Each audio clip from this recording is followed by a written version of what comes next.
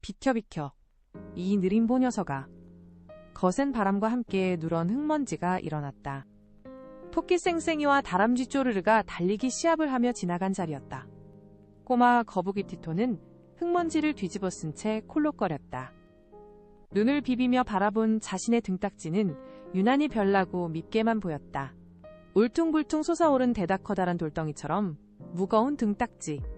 이것만 없었다면 나도 저렇게 바람을 가르며 달릴 수 있을 텐데. 티토가 풀이 죽어 고개를 푹 숙이던 그때였다. 바스락 물결표 바스락. 하늘에서 마른 나뭇잎 하나가 떨어지듯 작은 생명체 하나가 티토의 코앞으로 툭 떨어졌다. 투명한 날개 끝이 이미 부서져가고 있는 하루살이 하루였다.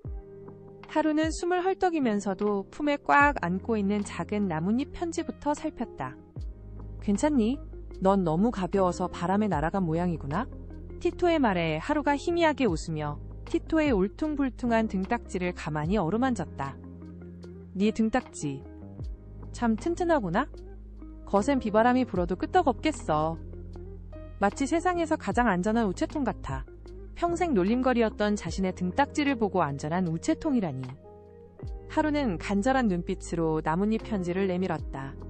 나를 노을 언덕에 낡은 참나무까지 데려다 줄 수 있겠니? 해가 지기 전에 이 편지를 꼭 전해야 해. 내게 남은 시간은 오늘 하루뿐이거든. 티토는 침을 꿀꺽 삼켰다. 자신은 숲에서 가장 느린 거북이였다. 하지만 처음으로 자신을 믿어준 이 작은 친구의 투명한 눈동자를 외면할 수 없었다.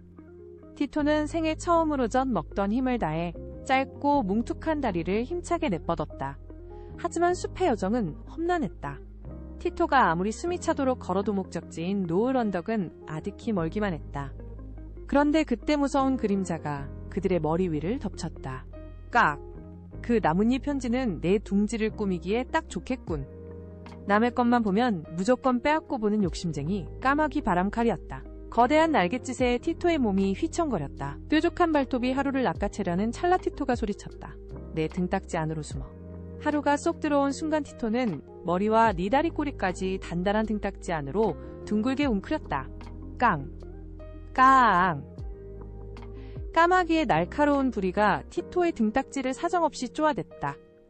머리가 징징 울리고 온몸의 뼈가 흔들리는 듯한 무서운 울림이었다. 하지만 캄캄한 등딱지 속에서 티토는 하루가 뿜어내는 희미하고도 따스한 빛을 보았다. 무서워하지 마, 티토. 하루의 작은 속삭임에 티토는 눈을 질끈 감고 버텼다. 자신의 등딱지가 그토록 원망하던 등 딱지가 지금 이 순간 소중한 친구를 지키는 완벽한 방패가 되어주고 있었다. 등딱지가 너무 단단해 부리가 아파진 까마귀가 신경질을 내며 날아가 버릴 때까지 티토는 단 한 발짝도 물러서지 않았다. 까마귀는 떠났지만 가장 큰 위기가 찾아왔다. 하늘이 붉게 물들기 시작한 것이다. 해가 지고 있었다. 하루의 몸에서 나던 희미한 빛도 점점 사그라들고 있었다. 노을 언덕은 가파른 가시덤불 내리막길 아래에 있었다. 지금의 걸음걸이로는 해가 지기 전까지 절대 도착할 수 없었다. 티토는 헐떡이는 하루를 보며 이를 악물었다. 그리고 결단을 내렸다. 하루 안에 배 밑바닥에 딱 붙어서 떨어지지 마. 티토는 하루를 품에 안은 채가 파른 비탈길을 향해 몸을 둥글게 말았다. 그리고 망설임 없이 자신의 무거운 몸을 아래로 굴렸다. 우당탕, 쿵! 무거운 등딱지는 썰매처럼 점점 더 빠르게 산을 타고 굴러내려갔다. 뾰족한 가시덤불이 등딱지를 긁고 커다란 돌부리에 부딪혀 등딱지 한 구석에 쩍 하고 금이 갔다. 고통에 눈물이 찔끔 났지만 티토는 몸을 웅크린 채 풀지 않았다. 하루를 감싼 배 밑바닥만큼은 절대 땅에 닿지 않도록 온몸의 근육에 꾹 힘을 주었다. 그것은 단순한 추락이 아니었다.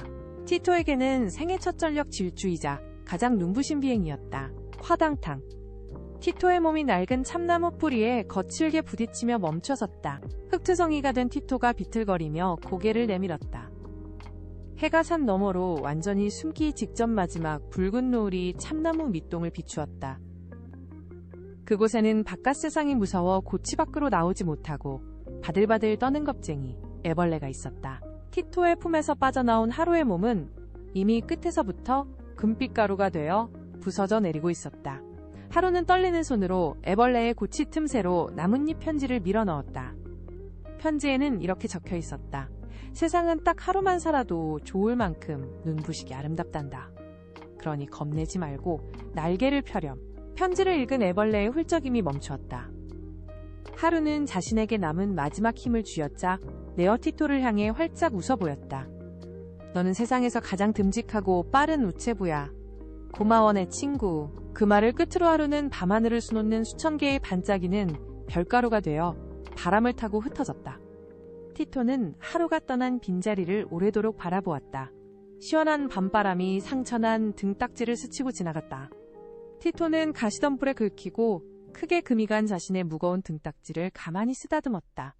평생을 미워했던 자신의 일부분이 오늘 밤에는 그 어떤 빛나는 훈장보다 자랑스럽게 느껴졌다. 티토는 태어나 처음으로 눈물을 흘리며 환하게 웃었다.